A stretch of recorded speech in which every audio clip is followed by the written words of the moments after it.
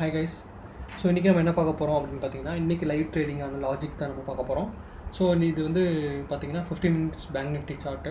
So இன்றைக்கி நான் என்ன எக்ஸ்பெக்ட் பண்ணேன் அப்படின்னு பார்த்தீங்கன்னா, இந்த பிரேக் டவுன் நடந்திருக்கு இல்லையா? ஸோ இந்த இடத்துல பார்த்தீங்கன்னா ஒரு பிரேக் டவுன் நடந்திருக்கு. இந்த லெவலில் வந்து நான் ஷார்ட் பண்ண மாட்டேன். ஷார்ட் பண்ணிவிட்டு என்னோடய எக்ஸ்பெக்டேஷன் என்ன அப்படின்னு பார்த்தீங்கன்னா, என்னோடய ஃபஸ்ட்டு டார்கெட் வந்து இந்த லைனு.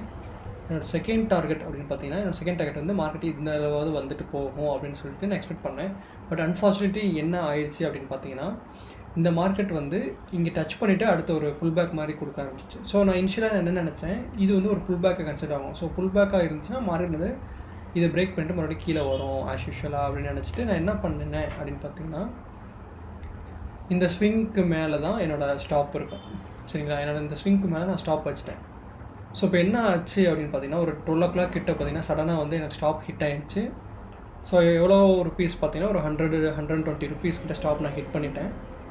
ஹிட் பண்ணதுக்கப்புறம் நான் என்ன பண்ணேன், கவுண்டர் ட்ரெண்ட் எடுத்தேன்.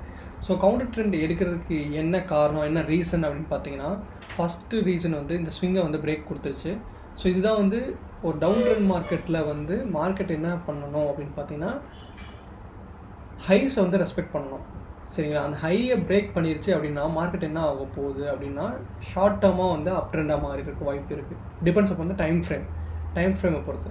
ஸோ அப்போ நான் என்ன பண்ணிட்டேன் அப்படின்னா, இந்த இடத்துல பிரேக் மார்க் வச்ச உடனே என்னோடய ஸ்டாப்பில் வந்து எக்ஸிட் ஆகிடுச்சு. என்னோடய ஷார்ட் பொசிஷன் எல்லாமே எக்ஸிட் பண்ணிவிட்டு நான் கால் பொசிஷன் வந்து வைண்ட் அப் கால் பொசிஷனை வந்து நான் என்ன பண்ண ஆரம்பிச்சிட்டேன், வாங்க ஆரம்பிச்சிட்டேன். ஸோ வாங்கிட்டு நான் என்ன பண்ணேன், இங்கே வாங்கின கால் ஆப்ஷனை வந்து நான் ப்ராஃபிட் புக் பண்ணும்போது இந்த கேண்டில் ப்ராஃபிட் புக் பண்ணிட்டேன்.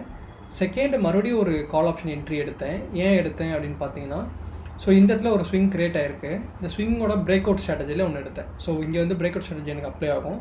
ஸோ பிரேக் அவுட் ஸ்ட்ராட்டஜியில் நான் என்ன பண்ணிட்டேன் அப்படின்னா, ஆல்ரெடி நான் வந்து ப்ராஃபிட் புக் பண்ணிட்டேன்.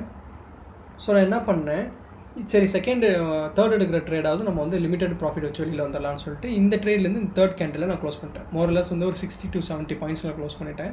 ஸோ அதுக்கப்புறம் பார்த்தீங்கன்னா மார்க்கெட் ஃபுல்லாக கீழே வந்துச்சு. ஸோ இந்த மூவ் என்னால் கேப்சர் பண்ண முடியல.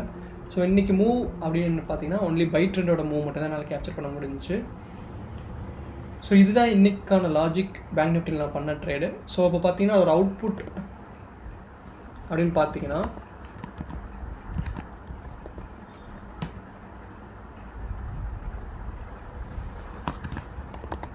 ஸோ அதோட அவுட்புட் அப்படின்னு பார்த்தீங்கன்னா, எனக்கு வந்து ஃபஸ்ட்டு நான் ஆஸ் யூஷுவல் எக்ஸ்பிளைன் பண்ண மாதிரி எனக்கு ஃபஸ்ட்டு வந்து ஒரு 7,000 அதாவது 100 points ஹிட் பண்ணிட்டேன். எனக்கு 7,000 லாஸ் ஆகிடுச்சு. லாஸ் ஆனதுக்கப்புறம் நான் கவுண்டர் ட்ரெண்ட் எடுத்தேன். ஸோ கவுண்டர் ட்ரெண்ட் எடுக்கும்போது பார்த்தீங்கன்னா எனக்கு வந்து 10,500 rupees ப்ராஃபிட் கிடச்சிச்சு. அதுக்கப்புறம் நான் என்ன பண்ணேன், நான் உங்கள்கிட்ட சொன்னேன் இல்லையா இந்த பிரேக் அவுட் ஸ்ட்ராட்டஜி.